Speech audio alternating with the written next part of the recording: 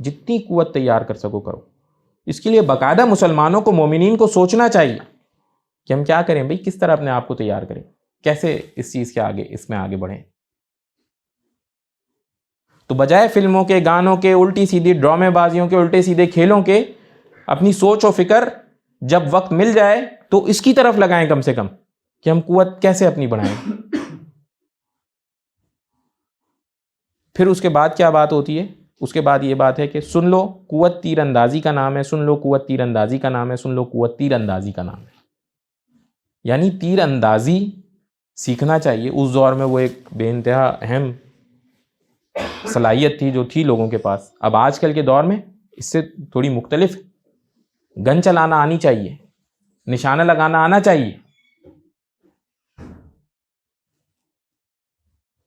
اور اگر ملکی سطح پہ لوگ ہیں تو ان کو بڑے ہتھیار بھی بنانے آنے چاہیے. جہازوں کے اعتبار سے ان کو اس دور میں اپنے آپ کو مضبوط کرنا آنا چاہیے. یہ مسلسل اسرائیل جہازوں سے ہی تو حملہ کرتا رہا ہے. اور بڑے افسوس کی بات ہے کہ حماس نے حملہ بھی کیا وہاں، اور یہ نہیں سوچا کہ ہم اگر وہ جب پلٹ کے آئے گا تو ہم اپنی حفاظت کیسے کریں گے بھائی. تو جبکہ اللہ تعالیٰ کا حکم کیا ہے؟ اے ایمان والو، دشمن سے مقابلے کے وقت اپنے بچاؤ کا سامان ساتھ رکھو. بچاؤ کا سامان تو بے انتہا ضروری ہے. پلٹ کے آئے گا تو کرنا کیا ہے؟